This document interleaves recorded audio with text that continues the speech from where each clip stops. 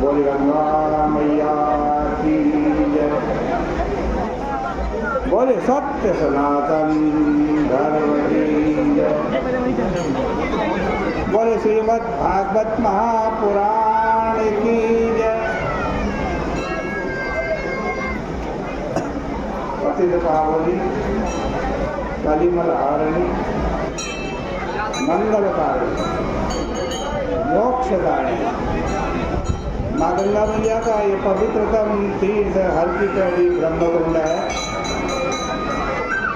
श्रीमद् भागवत की चर्चा निरंतर आप श्रवण कर रहे हैं।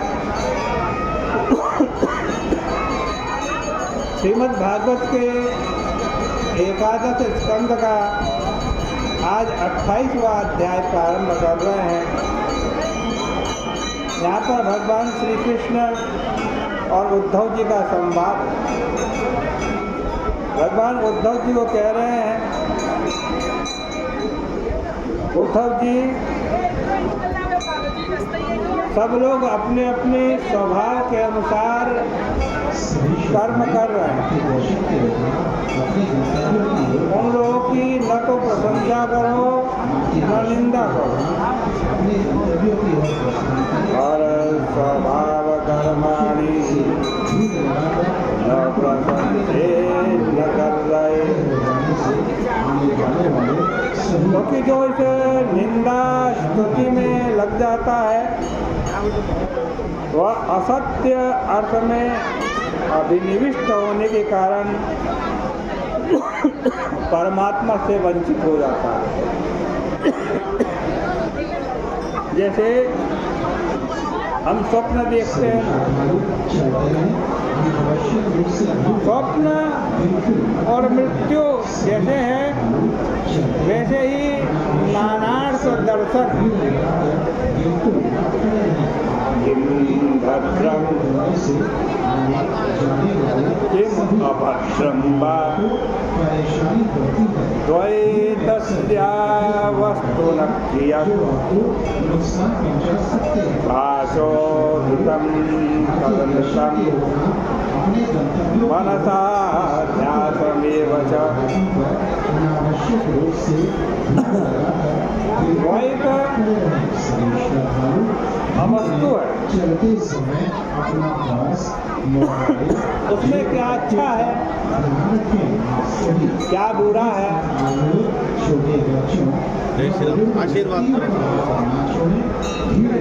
Thank you.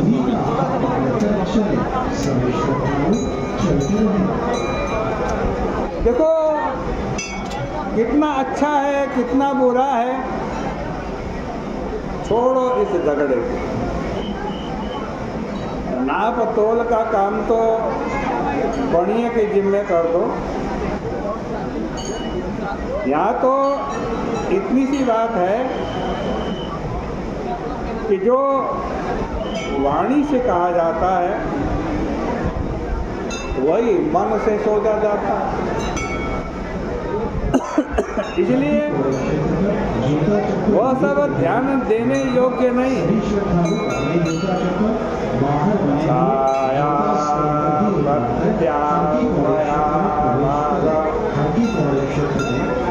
परछाई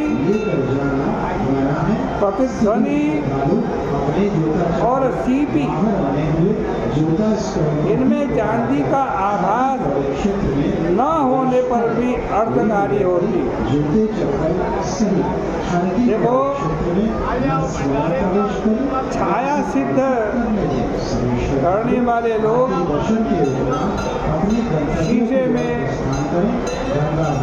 अपनी परछाई देख कर उससे फिर चीज मांगने लगते हैं। हमने ऐसे भी लोग देखे हैं जो आपको नुकसान पहुंचा सकते हैं।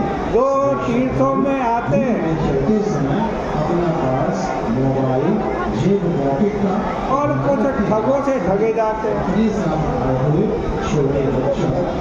अज्ञानी यात्रियों से प्रतिध्वनि में लड्डू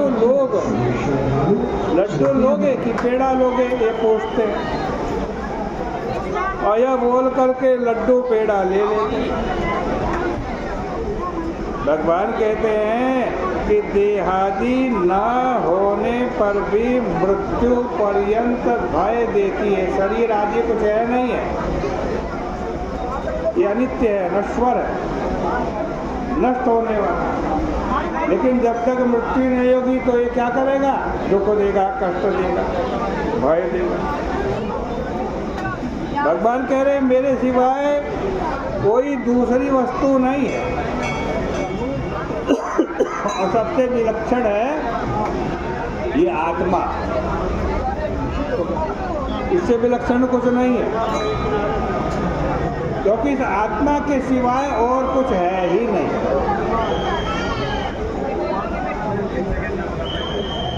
जो ये त्रिविध प्रतीत है यानी तीन गुण, ये बिल्कुल निर्मूल है, माया की रचना है। यह समझकर दुनिया में किसी की निंदा और स्तुति मत करो। भगवान कह रहे हैं उद्धव जी से, उद्धव जी सूर्य की तरह विचरण करो, सूर्य की तरह।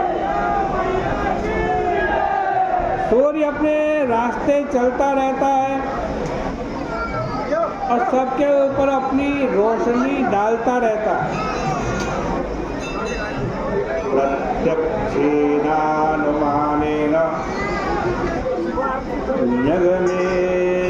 जगमेनात्मसंविदा आद्यन्तवर सत्यात्वा निस्संगो विचरेदिह। प्रत्यक्ष से कई चीजें अनित्य है। जैसे ये घड़ा है, घड़े को डंडा मारो वो फूट जाएगा।